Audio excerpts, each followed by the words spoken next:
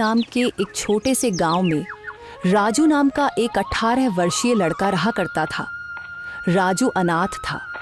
उसकी माँ उसे जन्म देते ही चल बसी और उसके पिता ही उसे पालने के एकमात्र सहारा थे। जब राजू 8 साल का था तो उसके पिता किसी काम से जंगल गए और फिर कभी लौट कर नहीं आए। उसके बाद राजू पूरी तरह अकेला हो गया। राजू गांव की एक टूटी फूटी झोपड़ी में रहता था। उसके घर के पास ही गांव का सरपंच और उसकी पत्नी रहते थे। उनकी अपनी कोई संतान नहीं थी, इसलिए राजू के माता पिता के गुजर जाने के बाद उन्होंने ही राजू को पाला। ये लो राजू बेटा, ये खाना खा लो और अगर कम पड़े तो मुझसे आकर ले लेना। अरे मौसी, मैं कब तक आपके ऊपर बोझ बनकर बैठा रहूंगा? अब तो मुझे शर्म आती है। अरे बेटा, ये तुम कैसी बातें कर रहे हो? अगर तुम हमारे अपने बच्चे नहीं हो तो इसका मतलब थोड़े ना है कि तुम हम पर कोई बोझ हो। आगे से ऐसी बात मत करना। चुपचाप ये खाना खाओ। यह कहकर सरपंच की पत्नी सीमा वहां से चली गई। राजू ने आराम से खाना खाया। खाने के बाद जब वह झोपड़ी से बाहर निकला तो सामने ही सरपंच दिखाई दिए। राजू ने उन्हें देखा और सीधे उनके पास जा पहुंचा। राजू बेटा, खाना खा लिया है ना? जी सरपंच साहब, अभी अभी मौसी खाना देकर गई थी और मैं वही खाकर घर से निकला हूँ। हाँ, अच्छा किया। अब तुम बड़े हो गए हो बेटे, अपना ख्याल रखना सीखो। जी सरपंच जी, 8 वर्ष की उम्र से लेकर अब तक आप ही मेरा ख्याल रखते आए हैं, पर अब मुझे शर्म आने लगी है। अब मैं कुछ काम करना चाहता हूँ। इसमें शर्म की क्या बात है बेटा? हमने तो हमेशा तुम्हें अपना ही माना है। लेकिन अगर तुम्हारा मन फिर भी कुछ करने का है तो सुनो, गांव के पास वाला जंगल अब पहले जैसा खतरनाक नहीं रहा। चाहो तो वहां जाकर लकड़ियां काट सकते हो या शहद इकट्ठा कर सकते हो। जी सरपंच जी, मैं कल ही जंगल जाऊंगा। अब समय आ गया है कि मैं अपने लिए और आपके लिए कुछ कर दिखाऊं। अगले दिन राजू एक कुल्हाड़ी लेकर जंगल की ओर चल पड़ा। कुछ ही देर में वह जंगल पहुंच गया।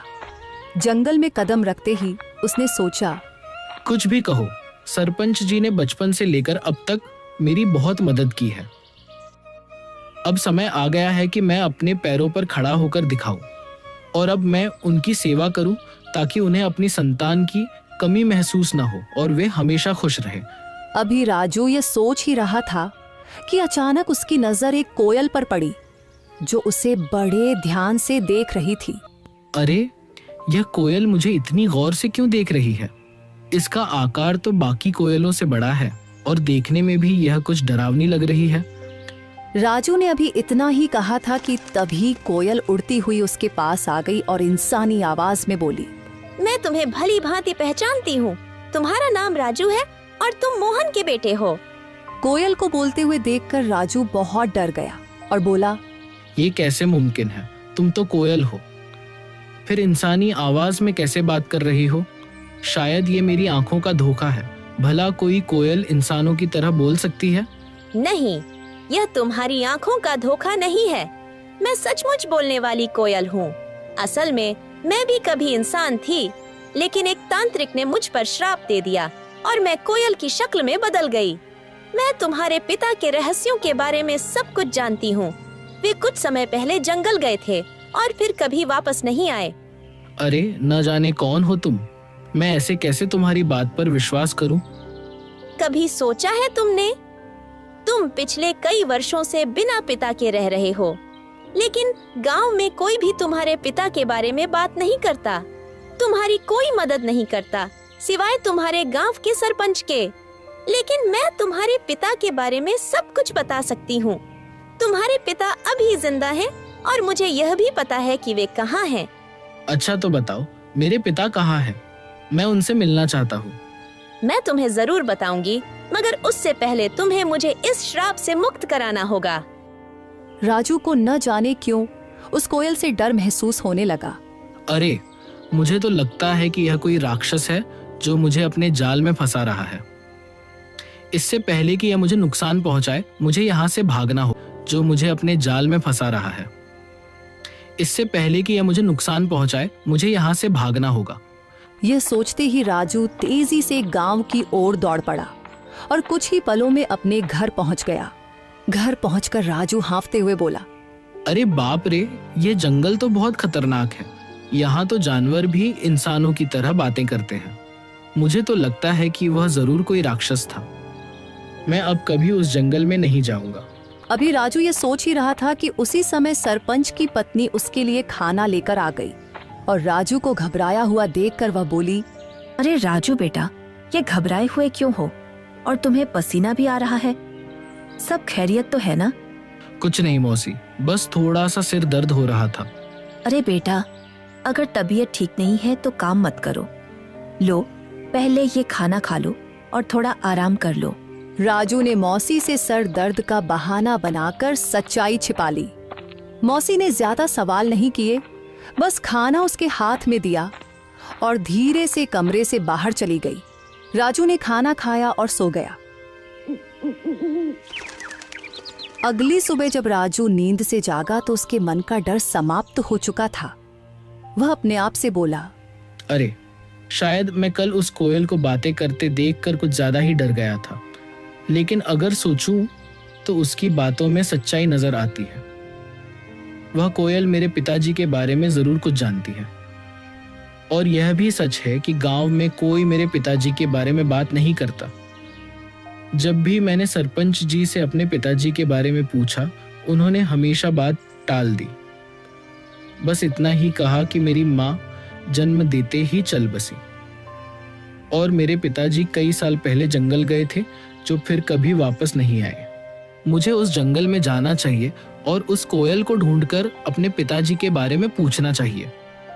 यह कहकर राजू जंगल की ओर चल पड़ा और कुछ ही देर में वह जंगल के उसी स्थान पर जा पहुंचा जहां कल उसे वह कोयल मिली थी।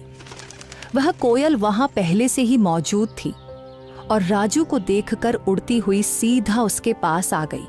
मुझे पता था कि तुम जरूर आओगे, क्योंकि तुम भी अपने पिताजी मोहन की तरह ही बहादुर हो। मैं सिर्फ इसी वजह से आया हूँ क्योंकि मुझे अपने पिताजी से मिलना है। तुम कह रही थी कि तुम मेरे पिताजी के बारे में जानती हो, तो बताओ मेरे पिताजी कहाँ हैं? मुझे उनसे मिलना है। कल मैंने कहा था कि इसके लिए पहले तुम्हें मुझे इस श्राप से मुक्त कराना होगा, लेकिन तुम चिंता मत करो, मैं तुम्हारी मदद करना चाहती हूँ। तुम मुझे अपना दोस्त समझो। मैं जानती हूँ कि तुम बचपन से ही गरीबी से जूझ रहे हो और कभी कभी इस बात पर तुम्हें शर्म भी आती है। यह सुनकर राजू उदास होकर बोला, हाँ, तुम बिल्कुल सही कह रही हो। मैं सचमुच गरीब हूँ। बचपन से ही सरपंच जी और उनकी पत्नी ने मुझे पाला है, लेकिन अब हर वक्त उन पर बोझ बनकर रहना मुझे अच्छा नहीं लगता। मैं चाहता हूँ कि अब मैं खुद कमाऊं, ताकि वे दोनों चैन से बैठकर खाएं और खुश रहें। अगर तुम चाहो तो मैं तुम्हें धन कमाने का रास्ता दिखा सकती हूँ। अच्छा, मगर वह कैसे? तुम मेरी मदद कैसे कर सकती हो? मैं इस जंगल के सारे रहस्यों को जानती हूँ। आओ मेरे साथ चलो। ये कहकर कोयल उड़ चली और राजू उसके पीछे पीछे चल पड़ा। चलते चलते कोयल राजू को एक गुफा के अंदर ले गई। उस गुफा के बारे में किसी को कुछ पता नहीं था, क्योंकि यह जंगल पहले बहुत खतरनाक माना जाता था। इसीलिए लोग इस जंगल में आना पसंद नहीं करते थे। गुफा के अंदर जाते ही राजू की नजर एक बक्से पर पड़ी। अरे, इस बक्से में क्या है? मैं अभी इसे खोलकर देखता हूँ। जब राजू ने उस बक्से को खोला तो उसमें बेहिसाब हीरे जवाहरात निकले। उन्हें देखकर राजू हैरानी से बोला, अरे बाप रे, इस बक्से में तो ढेर सारे हीरे जवाहरात हैं। ये सब सामान किसका है? तुम पहले धनवान बनो, फिर मैं तुम्हें बताऊंगी कि मैं इस श्राप से कैसे मुक्त हो सकती हूँ। और जब तुम मुझे इस श्राप से आजाद कर दोगे तो मैं तुम्हें तुम्हारे पिताजी से मिलवाऊंगी। मुझे पता है कि वे कहाँ हैं। उस दिन का तो मुझे बेसब्री से इंतजार रहेगा। लेकिन एक बात याद रखना, मेरे बारे में किसी को कानों कान खबर नहीं होनी चाहिए। अगर किसी को पता चल गया तो तुम्हारे लिए अपने पिताजी से मिलना मुश्किल हो जाएगा। राजू वह बक्सा उठाकर अपने घर की ओर चल पड़ा। घर पहुंचकर उसने बक्सा एक तरफ रख दिया। इतने में सरपंच और उनकी पत्नी राजू के लिए खाना लेकर आए। जब उन्होंने एक तरफ रखा हुआ बक्सा देखा तो सरपंच ने राजू से पूछा, राजू बेटा, ये बक्सा कहाँ से आया और इसमें क्या है? सरपंच के पूछने पर राजू को कुछ समझ नहीं आया कि वह सरपंच साहब को क्या जवाब दे। इतने में सरपंच की बीवी ने बक्सा खोला और उसमें कीमती हीरे और जवाहरात देखकर बोली, राजू बेटा, तेरे पास ये इतने हीरे और जवाहरात कहाँ से आए हैं? राजू उन्हें सब कुछ सच बता देता, लेकिन वह कोयल की बातें याद कर रहा था जिसने उसे सख्ती से मना किया था, इसलिए उसने कुछ और ही बता दिया। मौसी, मैं जंगल में लकड़ियां काटने गया था। लकड़ियां काटते काटते मैं काफी आगे निकल गया और वहां मुझे एक गुफा दिखाई दी। जब मैं उस गुफा के अंदर गया तो वहां मुझे यह बक्सा दिखाई दिया। मैंने उसे वहीं से उठाया और घर ले आया। राजू, तुमने यह ठीक नहीं किया। हो सकता है ये सारे हीरे जवाहरात बादशाह के हों। शायद उसने इन्हें वहां सुरक्षित रखा था। अगर यह बात कहीं बादशाह तक पहुंच गई तो वह हमें सख्त सजा देगा। सरपंच के मन में गहरा डर बैठ गया था। अगर यह बात किसी तरह बादशाह तक पहुंच गई तो वह हमें सख्त सजा देगा। इससे पहले कि यह बात बादशाह तक पहुंचे कि किसी ने उसका सोना चुरा लिया है, हमें तुरंत यह सोना बादशाह के पास पहुंचा देना होगा। सरपंच की बातें सुनकर राजू ने सोचा, अब सरपंच जी को कैसे बताऊं कि ये हीरे और जवाहरात बादशाह के नहीं हैं? ये तो मुझे वही कोयल ने दिए हैं। लेकिन अगर मैंने सरपंच साहब को कोयल के बारे में बता दिया तो मेरे लिए अपने पिताजी से मिलना मुश्किल हो जाएगा और मेरे लिए इन हीरे और जवाहरात से ज्यादा अपने पिताजी से मिलना जरूरी है। राजू के लिए इन हीरे और जवाहरात से ज्यादा अपने पिताजी से मिलना जरूरी था, इसलिए वह सरपंच के कहने पर बादशाह को हीरे और जवाहरात देने के लिए राजी हो गया। ठीक है सरपंच साहब, जैसा आप कहे, हम अभी यह बक्सा बादशाह को दे आते हैं। यह कहकर राजू ने वह बक्सा अपने सर पर उठा लिया। फिर वह और सरपंच बादशाह की ओर चल पड़े और कुछ ही देर में वे बादशाह के दरबार में दाखिल हो गए। बादशाह के सामने बक्सा रखकर सरपंच ने कहा, बादशाह सलामत। ये लड़का मेरा पड़ोसी है। ये लकड़ियां काटने जंगल गया था और वहां एक गुफा में इसे यह हीरे जवाहरात का बक्स मिला। हमें शक हुआ कि शायद यह आपका ही है, इसलिए हम इसे फौरन आपके दरबार में ले आए हैं। यह सब सुनकर बादशाह के दिल में लालच जाग उठा, क्योंकि वह जानता था कि यह बक्सा उसका नहीं है। लेकिन इतने कीमती हीरे जवाहरात देखकर उसके मन में यह ख्याल आया, ये हीरे जवाहरात असल में मेरे नहीं हैं, मगर जब ये किस्मत से मेरे पास आ ही गए हैं तो मैं इन्हें बेकार क्यों जाने दूं। बेहतर यही होता है कि मैं इन लोगों को इसके बदले कुछ इनाम दे देता हूं ताकि वे खुश हो जाएं और ये खजाना भी मेरे पास ही सुरक्षित हो जाए। ये सोचकर बादशाह ने उनसे कहा, हाँ, यह बक्सा मेरा ही है। मैंने ही इसे वहां सुरक्षित किया हुआ था, लेकिन तुम दोनों ने ईमानदारी से यह संदूक मेरे दरबार में लाकर बहुत अच्छा किया है। मैं तुम्हारी इस सच्चाई से खुश हूं, इसलिए तुम्हें इनाम दिया जाएगा। ये कहकर बादशाह ने अपने सिपाहियों से कहा, सिपाहियों, यह संदूक इनसे ले लो और खजाने में रख दो। और हाँ, इन्होंने ईमानदारी का सबूत दिया है, इसलिए मेरे खजाने से इन्हें इनाम के तौर पर कुछ धन दे दिया जाए ताकि ये खुश भी हो जाए और दूसरों के लिए एक मिसाल भी बने। सिपाहियों ने बादशाह के आदेश पर उनसे वह संदूक ले लिया और उसके बदले इनाम के तौर पर उन्हें कुछ धन दे दिया। सरपंच वह रकम पाकर बहुत खुश था, मगर राजू का दिल बेचैन था। उसे अच्छी तरह मालूम था कि बादशाह झूठ बोल रहा है, लेकिन वह कुछ कह नहीं सकता था क्योंकि कोयल ने उसे अपनी सच्चाई बताने से मना किया था। राजू को डर था कि अगर उसने सच बता दिया तो उसका अपने पिताजी से मिलना मुश्किल हो जाएगा। राजू के लिए दौलत से बढ़कर अपने पिताजी से मिलना जरूरी था, इसलिए वह चुप रहा और फिर दोनों इनाम की रकम लेकर अपने घर की ओर चल पड़े। राजू सरपंच के साथ उसके घर चला गया और घर पहुंचकर उसने अपनी रकम भी सरपंच को दी और कहा, सरपंच जी, ये रकम भी आप ही रख लीजिए। आपने हमेशा मेरी देखभाल की है और मुझे खुशी है कि ये रकम आपके काम आएगी। सरपंच को वो रकम देकर राजू वहां से चला गया और अगले दिन सुबह होते ही राजू फिर से जंगल की ओर चल पड़ा और कुछ ही देर में वह जंगल की उसी जगह पहुंच गया जहां उसे वह कोयल मिली थी। तभी वहां एक साधु आ पहुंचा जो एक बरगद के नीचे बैठा था उसने राजू से पूछा। अरे बेटा, तुम कौन हो और इस जंगल में क्या कर रहे हो? मैं मोहन का बेटा हूँ और मैं इस जंगल में आता जाता रहता हूँ। ये सुनकर साधु चौंक तो गया मगर कुछ नहीं बोला और चुपचाप वहां से चला गया। साधु के जाते ही कोयल उड़ती हुई वहां आ पहुंची। वह साधु तुमसे क्या कह रहा था?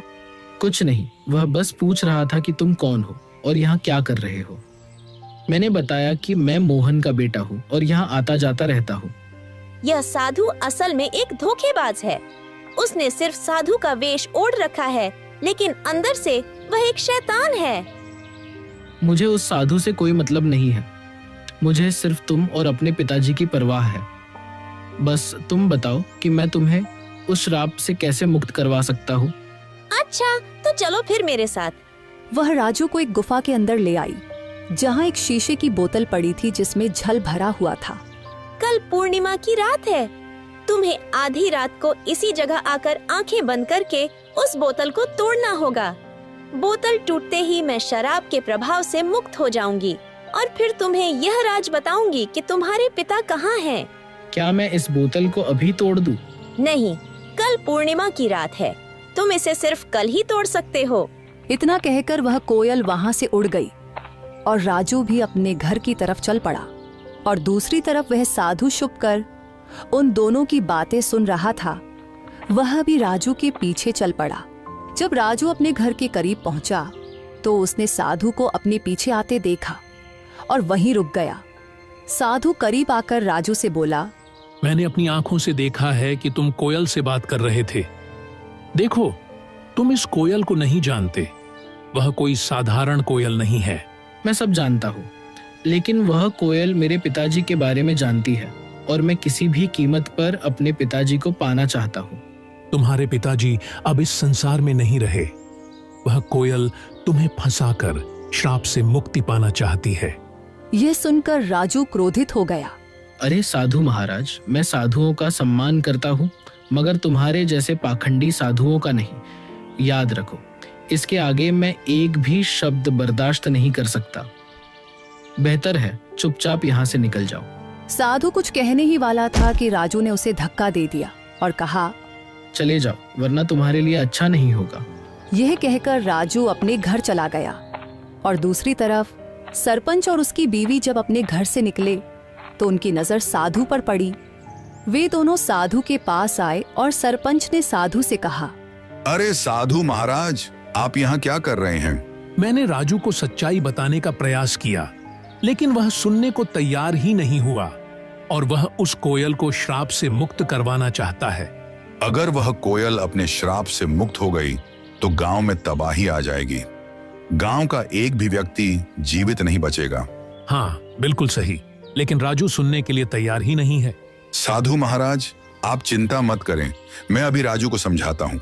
ये कहकर सरपंच उसी वक्त राजू के घर गया और घर जाकर राजू से कहा, राजू, यह मैं क्या सुन रहा हूँ? तुम जंगल में किसी कोयल से मिलते हो जो इंसानों की तरह बातें करती है। क्या तुम्हें यह अजीब नहीं लगा कि एक कोयल इंसान की तरह कैसे बोल सकती है? ओह, तो आपको पता चल गया। देखिए सरपंच जी, शुरू में मुझे यह सब अजीब लगा था, लेकिन अब नहीं। और मुझे पूरा विश्वास है कि यह बात आपको उस साधु ने ही बताई होगी।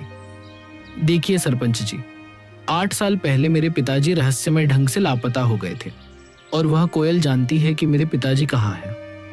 मैं बस अपने पिताजी को पाना चाहता हूँ, उनसे मिलना चाहता हूँ। बेटा, तुम अपने पिताजी के बारे में कुछ भी नहीं जानते हो? हाँ, मैं नहीं जानता, बिल्कुल नहीं जानता, क्योंकि आपने कभी मुझे बताया ही नहीं और न ही गांव वालों ने कुछ कहा, तो फिर मैं कैसे जान पाता? अब मैं किसी की बात पर विश्वास क्यों करूं? बताइए। मुझे सिर्फ कोयल की बात पर विश्वास है और कल पूर्णिमा की रात है। कल मैं उस कोयल को श्राप से मुक्त कर दूंगा और वह कोयल श्राप से आजाद होकर मुझे मेरे पिताजी से मिलवाएगी। इतना कहकर राजू गुस्से में घर से बाहर निकल गया। राजू, मेरी बात सुनो। राजू, रुको। सरपंच ने राजू को आवाजें दी मगर उसने एक भी न सुनी और घर से निकल गया। सरपंच भी घर से बाहर आया और साधु भी घर के बाहर ही खड़ा था। सरपंच ने साधु से कहा, राजू पता नहीं कहाँ गया है। अब हमें कल तक का इंतजार करना होगा और जंगल में जाकर राजू को बोतल तोड़ने से रोकना होगा। अगली रात साधु सरपंच को लेकर जंगल में उस गुफा के पास ले गया और कहा, यही वह गुफा है जहां वह बोतल पड़ी है जिसमें उस डायन कोयल की शक्तियां हैं। राजू यहाँ आता ही होगा, हम एक तरफ छुप जाते हैं। यह कहकर वे दोनों गुफा के एक तरफ छुप गए और उसी वक्त राजू वहां आ जाता है। राजू को देखकर वह कोयल उड़ती हुई राजू के पास आई और बोली, यहाँ साधु और सरपंच आए हैं। वे गुफा के एक तरफ चुपचाप खड़े हैं। वे तुम्हें इस बोतल को तोड़ने से रोकेंगे, पर तुम उनकी बात मत मानना। अगर तुम उनकी बात मान लो तो तुम कभी अपने पिताजी से नहीं मिल पाओगे। नहीं, मैं उनकी बात नहीं मानूंगा। ठीक है, तो तुरंत जाओ, वह बोतल उठाकर ले आओ और उसे तोड़ डालो। राजू जल्दी से गुफा के अंदर गया और वह बोतल उठा लाया। जैसे ही वह उस बोतल को तोड़ने लगा तो साधु और सरपंच वहां आ गए। राजू रुको, इस बोतल को मत तोड़ो, तुम बहुत बड़ी गलती कर रहे हो। नहीं, मुझे किसी भी हाल में अपने पिताजी से मिलना है। राजू ध्यान से सुनो, ये कोयल कोई साधारण पक्षी नहीं बल्कि एक डायन है। आज से 10 साल पहले जब तुम छोटे थे, इस डायन ने पूरे जंगल पर कब्जा कर रखा था। जो भी गलती से इस जंगल में जाता फिर कभी लौट कर नहीं आता था। तब तुम्हारे पिताजी और मैंने मिलकर ठान लिया कि इसे रोकना ही होगा। हमने साधु महाराज से उपाय पूछा। उन्होंने बताया कि इस अभिशाप को खत्म करने के लिए तुम दोनों में से किसी एक को जंगल के पास वाले कुएं में अपनी जान देनी होगी। तुम्हारे पिताजी बहादुरी से आगे आए और यह बलिदान स्वयं देने का निश्चय किया। उन्होंने कुएं में छलांग लगाई और साधु महाराज ने उस डायन की सारी शक्तियां एक बोतल में कैद कर दी और उसे कोयल में बदल दिया। इस तरह यह जंगल सुरक्षित हो गया। मगर यह राज हमने किसी को नहीं बताया। गांव वाले कुछ नहीं जानते। ये बात सिर्फ मुझे और साधु महाराज को मालूम थी, इसलिए हमने तुम्हें भी कभी नहीं बताया। लेकिन अगर तुमने ये बोतल तोड़ दी तो ये फिर से अपने असली रूप में आ जाएगी। ये सिर्फ उसकी एक चाल है। ये लोग झूठ बोल रहे हैं। सच्चाई वही है जो मैं कह रही हूँ। अगर मेरे मन में कोई चाल होती तो मैं तुम्हारी मदद क्यों करती? क्या गांव वालों ने कभी तुम्हारी मदद की? नहीं। तुम्हें धन, सामान, हीरे मोती सब मैंने दिए। अब मैं तुम्हें तुम्हारे पिताजी से भी मिलवा रही हूँ। राजू भ्रम में पड़ गया और उसने वह बोतल जमीन पर फेंक कर तोड़ दी। फिर अचानक वह कोयल एक डायन के रूप में आ गई। राजू, तुमने मेरा बड़ा काम आसान कर दिया। अब मैं आजाद हूँ और अब तुम सबकी शामत आ गई है। आज मैं तुम में से किसी को भी जिंदा नहीं छोड़ूंगी। राजू, तुमने बहुत बड़ी गलती कर दी है। अब यह डायन हमें किसी भी हाल में जिंदा नहीं छोड़ेगी। मुझे माफ कर दीजिए सरपंच साहब, मैं उसके बहकावे में आ गया था। क्या अब इसका कोई हल नहीं बचा? इसका बस एक ही हल है कि हमें तुरंत उस कुएं के पास जाना होगा। ये कहकर वे तीनों कुएं की ओर भागे और वह डायन भी उनके पीछे आ गई। वहां पहुंचकर साधु ने कहा, अगर तुम इस डायन से छुटकारा पाना चाहते हो तो तुम दोनों में से किसी एक को उसी कुएं में छलांग लगाकर अपनी कुर्बानी देनी होगी।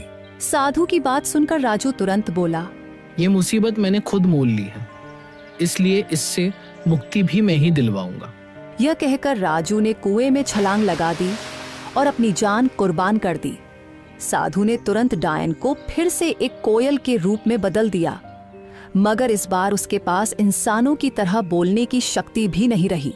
सरपंच को राजू के जाने का बहुत दुख था, मगर वह क्या कर सकता था। इसलिए वह घर लौट आया और धीरे धीरे फिर से हंसी खुशी जीवन बिताने लगा।